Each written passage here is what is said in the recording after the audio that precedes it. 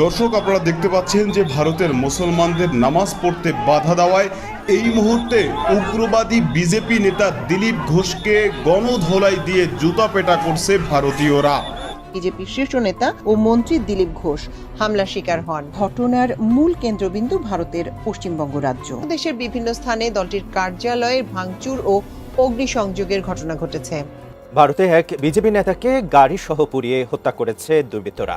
এ ঘটনায় আরও দুজন নিহত হয়েছেন। নৃশংস এই হত্যাকাণ্ডকে ঘিরে দেশজুড়ে চাঞ্চল্য সৃষ্টি হয়েছে। উদ্বেগ প্রকাশ করেছেন বিজেপির কেন্দ্রীয় নেতারাও। আসলে কি ঘটেছিল ওই বিজেপি নেতার সাথে? নিকৃষ্ট জাতি তাদের ধর্মের লোককে পাথরের ট্রাক দিয়ে ঘিরে রেখে জীবন্ত একজন মানুষকে পুড়িয়ে হত্যা করেছে গতকালকে রাতে ছত্তিশগড়ে ভারতচন্দ্র নামের একজন বিজেপি নেতাকে। ভারত কতটা হিংস্র একটা নরপিশাচ রাষ্ট্র হলে এ ধরনের নিজের ধর্মের লোককে এভাবে জ্যান্ত মানুষকে পুড়িয়ে মারে। কি মন্ত্রিত্ব পেয়েছে আমি জানি না। দিলীপ ঘোষ মহাশয় বিজেপির মন্ত্রী নাকি নেতা, যাই হোক, উনি কি বলেছেন, নামাজ পড়তে যাও বাংলাদেশ চলে যাও। কি বাংলাদেশে গিয়ে নামাজ পড়বে কেন? এখানে মুসলমানরা কি করবে? তাহলে মুখ দেখবে? মানে আপনারা হলেন শুধুমাত্র কি মুসলমান বিদ্বেষী। রেড রোডে যোগাযোগ নয় 7 দিন ধরে রাস্তা বন্ধ থাকবে, বুঝতে পারছেন? যেটা মানুষের যাতায়াতের রাস্তা, চলাচলের রাস্তা, কলকাতার মতন এরকম ব্যস্ততম রাস্তা 7 দিনের জন্য যোগাযোগ জন্য কিনা বন্ধ থাকবে। অথচ ওই রেড রোডে দর্শক, এই মুহূর্তে পাওয়া সবচেয়ে বড় ব্রেকিং নিউজ। দর্শক, কথাই কিন্তু আছে চোরের মার বড় গলা। সেরকমই কিন্তু অবস্থা হয়েছে ভারতের বিজেপি নেতা দিলীপ ঘোষের। কারণ এই ভারতের বিজেপি নেতা দিলীপ ঘোষ তার নিজের দেশের জনগণকে এবং মুসলিম জনতাকে তাদের ধর্ম পালন করতে বাধা সৃষ্টি করেছে। এবং এই বিজেপি নেতা দিলীপ ঘোষ এটাও কিন্তু বলেছে, আমার দেশে নামাজ পড়া যাবে না এবং মসজিদ মাদ্রাসা এগুলাকে বন্ধ করা যাবে। এই দেশে নামাজ পড়া যাবে না। যদিও নামাজ পড়তে হয় তাহলে পাকিস্তান চলে যাও, নইলে বাংলাদেশে চলে যাও। এবং কিন্তু এটাও কিন্তু বলেছে এই দিলীপ ঘোষ, এই দেশে এগুলা চলবে না, বাংলাদেশে সকল মুসলিমদেরকে পাঠিয়ে দিবে। এবং এই বিজেপি নেতা দিলীপ ঘোষ কেন এই কথা বলবে? কারণ 50 বছরেও বাংলাদেশ যখন গঠন করা হয়েছিল এবং এই দেশের কোনো নেতাকর্মী হিন্দু ধর্মের মানুষদেরকে কখনো এরকম ধরনের কথা বলে নাই। এবং শুধুমাত্র তাই নয়, একজন সাধারণ মানুষও একটি হিন্দু ধর্মের মানুষকে এরকম কথা বলে নাই। কিন্তু এবার বিজেপি নেতা দিলীপ ঘোষ কেন মুসলিমদের উপরে এরকম একটি কথা বলবে এবং তাদের ধর্ম পালন করতে নিষেধ করবে এবং মসজিদ মাদ্রাসাকে বন্ধ করতে বলবে? এবং তারই কারণেই কিন্তু ভারতের মুসলিম জনতা ইতিমধ্যে কিন্তু খেপে গেছে এবং বিজেপি নেতা দিলীপ ঘোষকে গণধোলাই দিয়েছে এবং জোতা পিটা করেছে। তো দর্শক, এই বিষয়ে ভিডিও শুরুতে শিরোনামের মাধ্যমে কিছু অংশ দেখেছেন, এখন দেখবেন পুরো ভিডিও জুড়ে বিস্তারিত। তার আগে সবাই কাছে একটা অনুরোধ করব, যারা আমার চ্যানেলে নতুন আসছেন অবশ্যই চ্যানেলটা সাবস্ক্রাইব করে দিবেন, পাশে থেকে বেল আইকনটি অল ক্লিয়ার করে বাজিয়ে দিবেন। তো দর্শক, চলেন আমরা দেখে আসি এই বিজেপি নেতা দিলীপ ঘোষকে যে গণধোলাই দিয়েছে এবং প্রকাশে জোতা পিটা করেছে, সেটা আমরা দেখার আগে দেখব বিজেপি নেতা দিলীপ ঘোষ কেন এরকম একটি কথা বলেছিল এবং তার কথার কারণেই কিন্তু ভারতের সাধারণ জনগণ এবং মুসলিম জনতা ভারতে প্রতিবাদ শুরু করেছে। সেটা আমরা দেখে পরবর্তী বিষয়টি দেখব। সবাই ধৈর্য ধরে একটি লাইক দিয়ে সম্পূর্ণ ভিডিওটা দেখতে থাকুন এবং আপনার মতামত অবশ্যই কমেন্ট বক্সে লিখতে থাকুন। ভারতে এক বিজেপি নেতাকে গাড়ি সহ পুড়িয়ে হত্যা করেছে দুর্বৃত্তরা।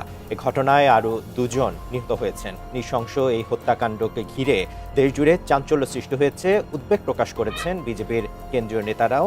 আসলে কি ঘটেছিল ওই বিজেপি নেতার সাথে? বিস্তারিত জানাচ্ছেন আরিফ হাসান।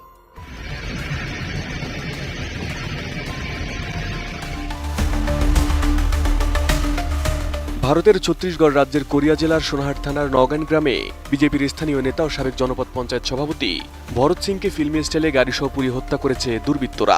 16 জুন গভীর রাতে সংঘটিত এই ঘটনায় আরও 2 জন নিহত হয়েছেন। প্রাথমিক তদন্তে উঠে এসেছে, দীর্ঘদিন ধরে চলা বালু খনি নিয়ন্ত্রণ ও অর্থনৈতিক আধিপত্যের বিরোধী এই নৃশংস হত্যাকাণ্ডের মূল কারণ হতে পারে। ভারতীয় সংবাদ মাধ্যমগুলোর তথ্য অনুযায়ী ঘটনার রাতে ভরত সিং একটি বিরোধ মীমাংসার উদ্দেশ্যে সহযোগীদের নিয়ে গাড়িতে করে ঘটনাস্থলে যান। নিহতের পরিবারের দাবি, বালুখনি পরিচালনা ও পরিবহন সংক্রান্ত দ্বন্দ্বের সমাধান করতে গিয়েই তিনি পরিকল্পিত হামলার শিকার হন। অভিযোগ রয়েছে প্রতিপক্ষ আগে থেকেই ফাঁদ পেতে রেখেছিল এবং সুযোগ বুঝে তার গাড়িকে লক্ষ্যবস্তুতে পরিণত করে। বসুন্ধরা টিস্যু, অশুদ্ধতার বিরুদ্ধে এক বিন্দুও ছাড় নয়। তদন্তকারীদের ভাষ্য অনুযায়ী ভরত সিং এর বহনকারী গাড়িকে চারদিক থেকে ট্রাক দিয়ে ফিল্মি স্টাইলে ঘিরে ফেলা হয়। গাড়ির সামনে ও পেছনে ভারী যানবাহন দাঁড় করিয়ে পালানোর সব পথ বন্ধ করে দেওয়া হয়। এরপর গাড়ির উপর পেট্রোল ঢেলে আগুন ধরিয়ে দেওয়া হয়। মুহূর্তের মধ্যে আগুনে পুড়ে যায় পুরো গাড়ি। আগুন নিয়ন্ত্রণে আসার পর গাড়ির ভেতর থেকে 3 জনের দগ্ধ মরদেহ উদ্ধার করা হয়।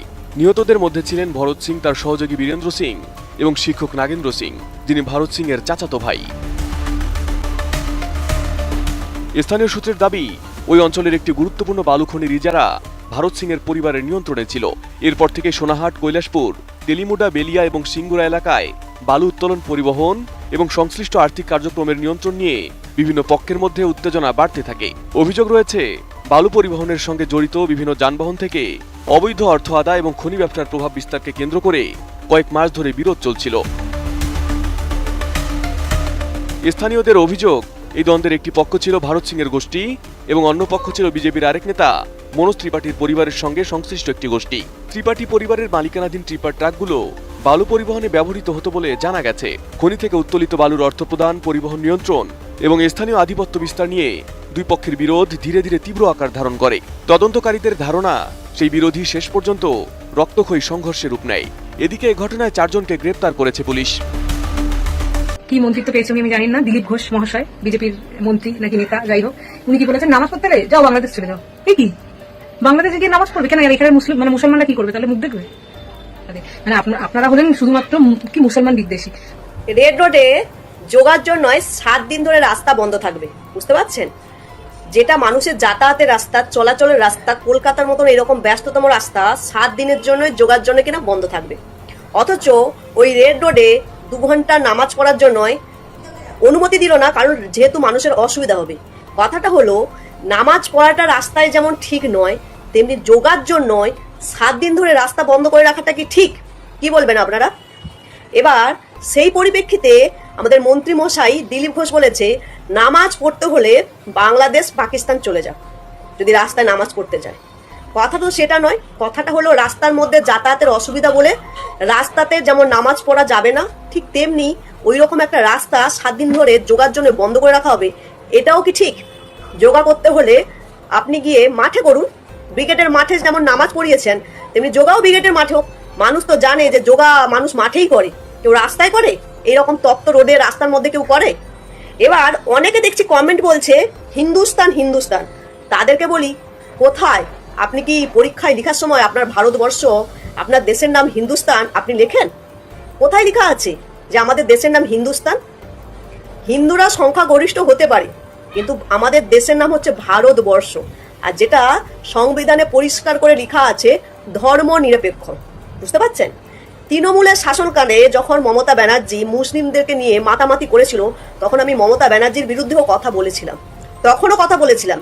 তখনও চেল্লাচেল্লি করে আমি মমতা ব্যানার্জির বিরুদ্ধে আঙ্গুল তুলে কথা বলেছিলাম।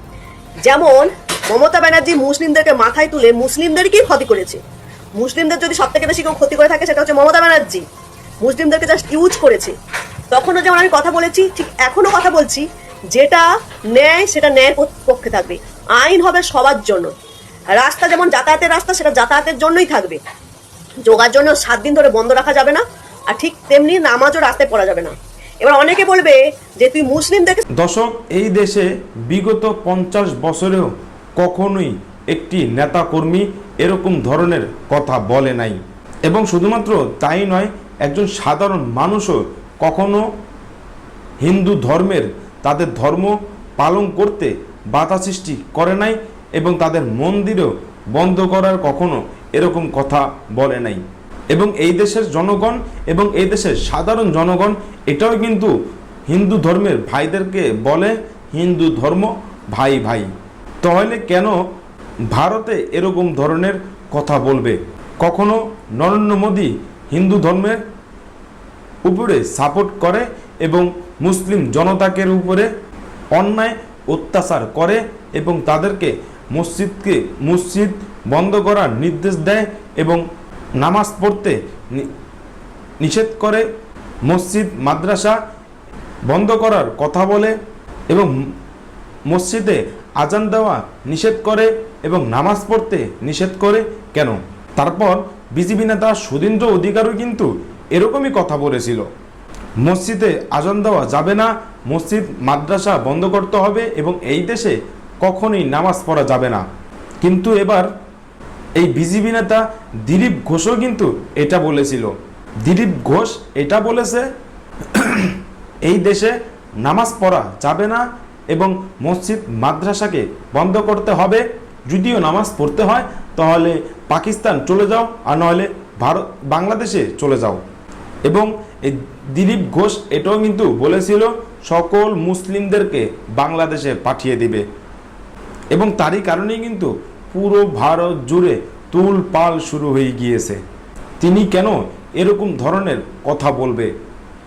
এবং এই বিজেপি নেতা দিলীপ ঘোষ এটাও কিন্তু বলেছিল দিন পাল্টিয়ে গিয়েছে, মানুষ পরিবর্তন হয়েছে এবং সরকার পরিবর্তন হয়েছে, এখন ধর্মকেও পরিবর্তন করতে হবে। এবং শুধুমাত্র তাই নয়, বিজেপি নেতা সুধীন্দ্র অধিকারও কিন্তু এরকম ধরনের অনেকবার কথা বলেছিল এবং বিজেপি নেতা সুধীন্দ্র অধিকার পশু কোরবানকে নিয়ে নিষেধ করেছিল এবং পশু কোরবান কিন্তু একেবারে বন্ধই করে দিয়েছে, যার কারণে কিন্তু ভারতের মুসলিম জনতা পশু কোরবান দিতে পারে নাই। এবং এই বিষয়গুলো নিয়ে পুরো ভারত জুড়ে তুলপাল শুরু হয়ে গিয়েছে এবং এই অন্যায়ের প্রতিবাদ করার জন্য ভারতেরই নাগরিকরা রাস্তায় নেমেছে এবং আন্দোলন করতেছে। এবং তাদের কথা একটাই, আমার দেশে আমার ধর্ম পালন করব, তাতে তাদের কি? এবং ভারতের যেসব নেতাকর্মীরা আছে, বিজেপি নেতাকর্মীরা আছে, তারা কিন্তু যাদের ভোট পেয়ে ক্ষমতাকে পেয়েছে এবং সিংহাসনে বসেছে, তাদের মাথার উপরেই কিন্তু লাথি মারতেছে এবং তাদের পেটেই কিন্তু লাথি মারতেছে, বারবার তারা প্রমাণ করে দিচ্ছে। এবং শুধুমাত্র তাই নয়, এই যে বিজেপি নেতাকর্মীরা তারাই কিন্তু বলে বাংলাদেশে নাকি হিন্দু ধর্মের উপরে অন্যায় অত্যাচার হয়, কিন্তু বাংলাদেশে কখনোই এরকম ধরনের ঘটনা ঘটে নাই এবং এই দেশের কোনো হিন্দু ধর্মের মানুষ এরকম ধরনের কথা বলতে পারবে না। তাদের উপরে অন্যায় অত্যাচার করতেছে বাংলাদেশের নাগরিক এবং বাংলাদেশের সাধারণ মানুষ। কিন্তু ভারতের বিজেপি নেতাকর্মীরা কেন মুসলিমদের উপরে এত অন্যায় অত্যাচার করবে এবং তাদের ধর্ম পালন করতে নিষেধ করবে এবং তাদের মসজিদ মাদ্রাসা পশু কুরবান এগুলাকে কেন বন্ধ করার চেষ্টা করবে? এবং এগুলা নিয়েই যখনই কথা কেউ বলে তখনই বলে ভারতে থেকে বেরিয়ে পাকিস্তান চলে যাও, আর নইলে বাংলাদেশে চলে যাও। এবং এটাও কিন্তু বলে ভারত থেকে সকল মুসলিম জনতাকে বের করে বাংলাদেশে পাঠাবে। তো দর্শক, আজকে পর্যন্ত রইল, পরবর্তী ভিডিও নিয়ে আবারও আসবো আপনাদের সামনে। সবাই ভালো থাকবেন, সুস্থ থাকবেন, সবাইকে আল্লাহ হাফিজ।